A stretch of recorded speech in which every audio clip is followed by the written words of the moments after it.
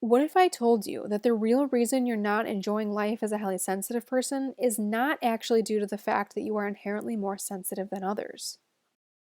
I'm going to demonstrate with an analogy here, and even if you can't relate to this specific scenario, stay with me. Let's say you grew up as a very tall girl, taller than all your friends, taller even than your family members. And even if you're not tall or not a girl and can't relate to this at all, just bear with me for a minute and do your best to imagine. As the tall girl, trying to find clothes that fit you and trying to feel attractive sucked. Dating in high school sucked because all of the guys at your school weren't even close to your height yet. You were a typical girl's girl and weren't athletic and weren't interested in sports, so even the basketball team was out. A place where you felt like you could probably be useful.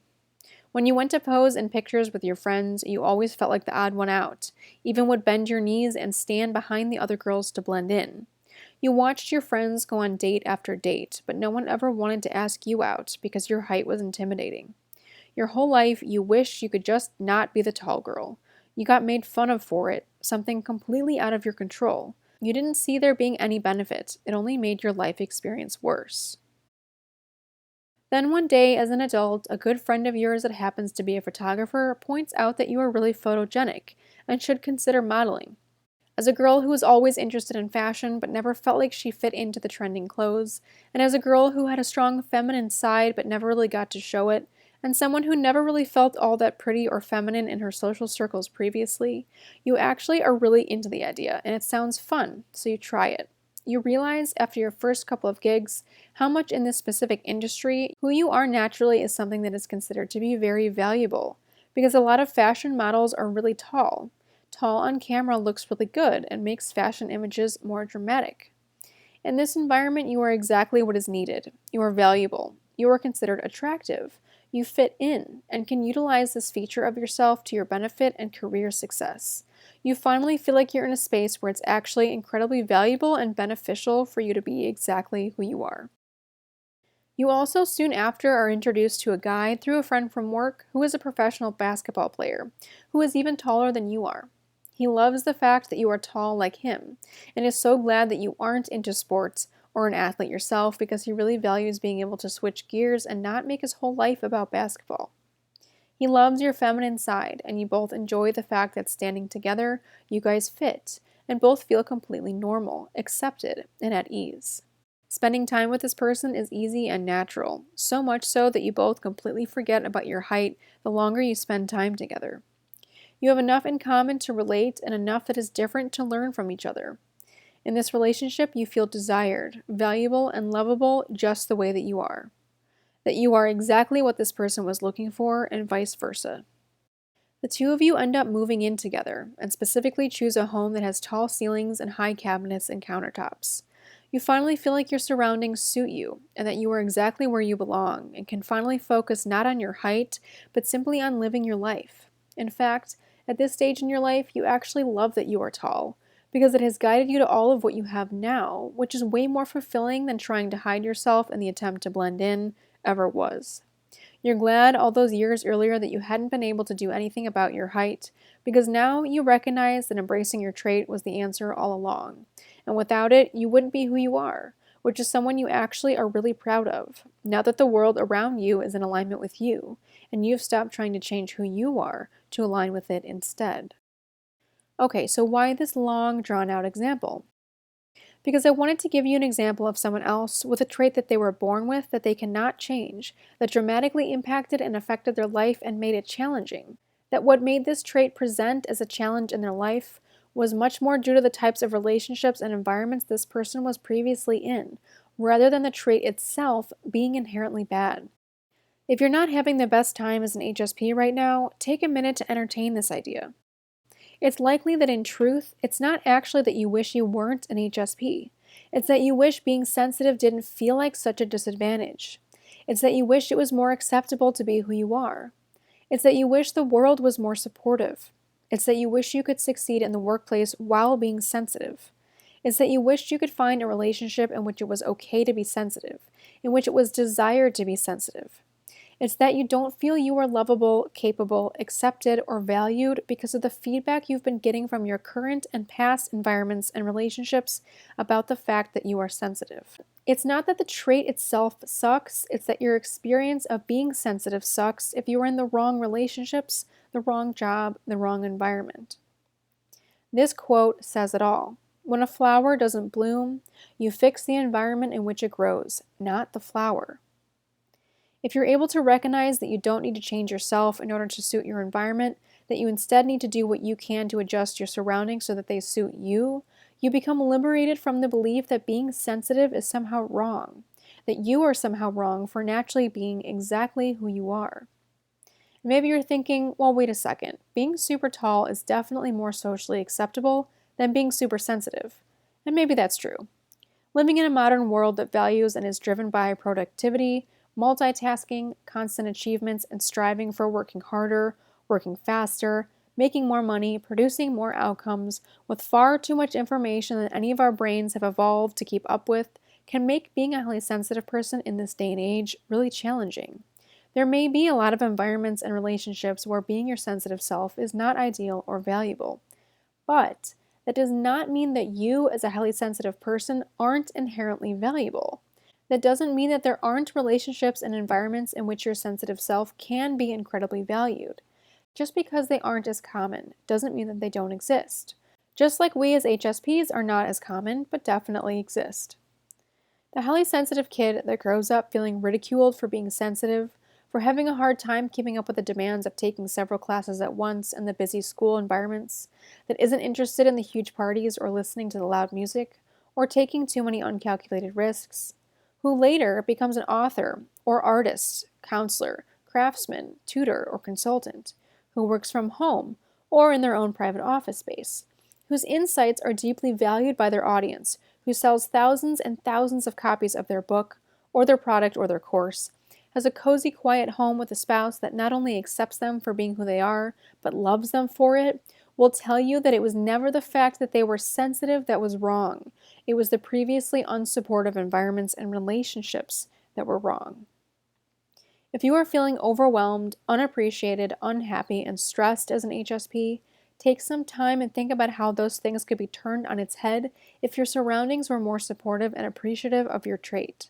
If the lights were dimmer in your workplace, if you got to put your talents to use somewhere that they were highly valued, if your commute to work was shorter, or you got to entirely make your own schedule, if you got to work alone or with a few select people that you choose, if you were paid enough in what you were doing to have your own home, and not have to live in a busy apartment complex, or live with roommates that don't respect your need for quiet time, if you found other HSPs that understood you and enjoyed socializing in the same ways that you do, if you found a partner who was either also sensitive and completely related to you and made you feel like you weren't weird at all, or someone who wasn't highly sensitive, but saw all of the beautiful qualities that make you you and love you for it, you wouldn't feel like you had the need to change at all. In fact, you'd likely begin to love being sensitive because you'd finally get to experience what it's like to fully be comfortable in your own skin, to fully feel like you're loved and accepted, to fully sink into and enjoy life, no longer even thinking or worrying about the traits that make you different. Your experience of your trait would drastically change. You would begin to not only feel comfortable and accepted, but incredibly valuable, capable, and skilled. You would feel lovable, confident, happy. You would feel energized and supported. Life can be incredibly challenging and overwhelming as an HSP if you're forced to live your life day in and day out in a loud, crowded, busy workplace with coworkers who are harsh, critical, or disrespectful of your boundaries and personal space and time. Heck, you don't even have to be highly sensitive to dislike that. If you're continuing to have to interact with people who don't understand or care to get to know you and respect the fact that you like things to be calmer and quieter, or take the time to learn what it is that makes you you, again, you don't have to be an HSP to feel unsupported by those types of relationships.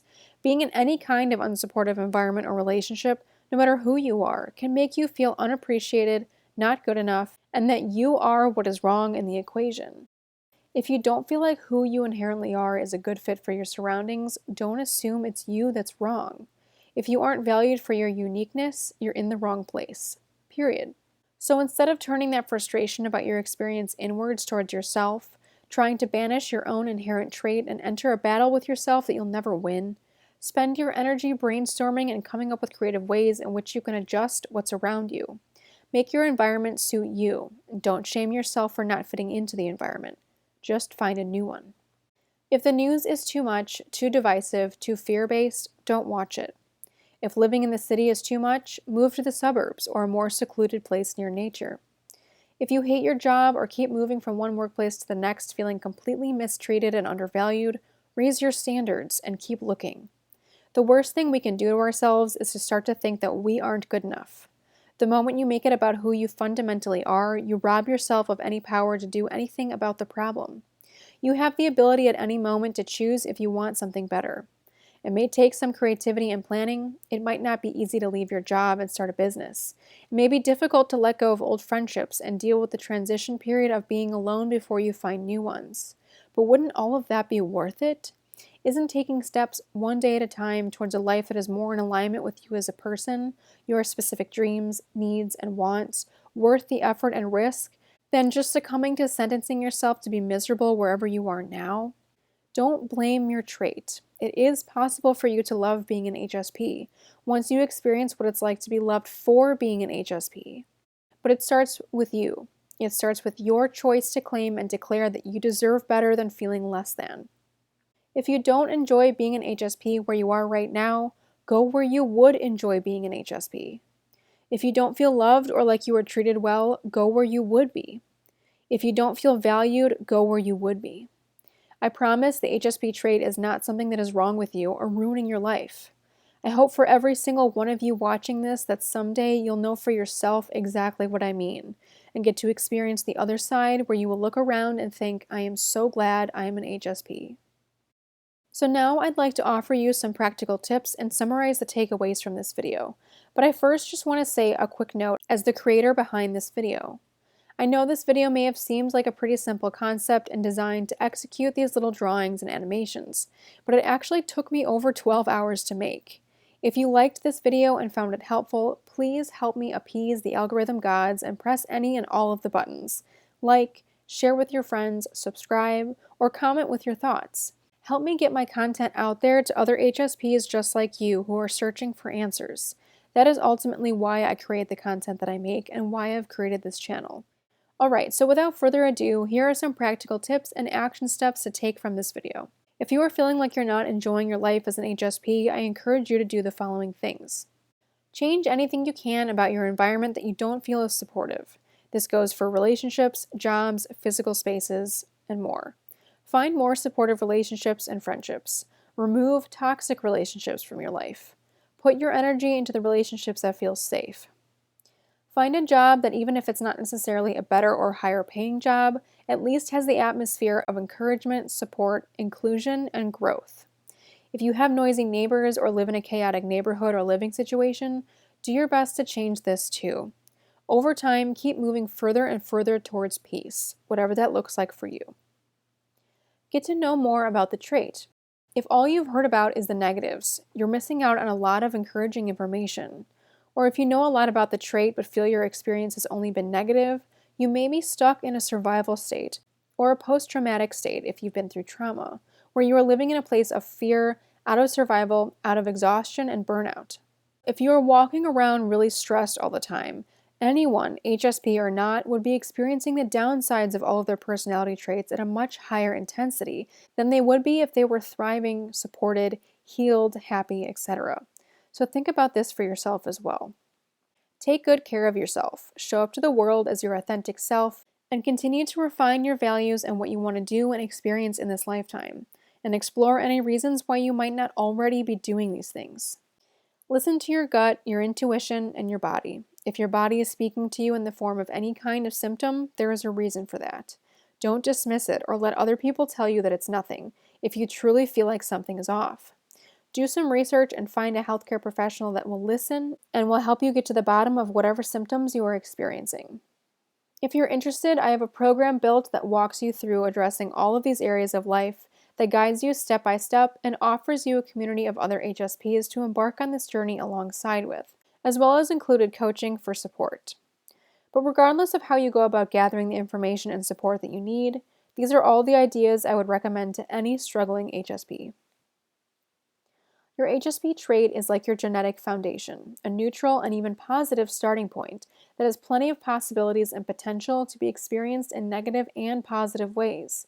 And how you experience life is going to be based on your environment, your choices, your beliefs, and how you choose to move forward in life after challenging experiences. It's possible to live a happy, healthy life as an HSP. Fundamentally, being an HSP does not automatically sentence you to an unhappy life. You have the same amount of potential to thrive as you do to struggle. If you're already struggling, it may take some effort and time and work to adjust your experience and your reality, but it is possible for sure, and very worth the effort. If you aren't happy at being who you are right now, it's actually a lot more likely that you are just not enjoying the way that it feels to be who you are in the life that you have right now. Who you are is a basic set and unique combination of personality traits, with raw potential to go in any direction, and you have the power to choose and shift that direction. You can change your trajectory, and you'll have a totally different experience, with the same exact foundation, with the same exact unique set of basic traits, the ones that make you, you.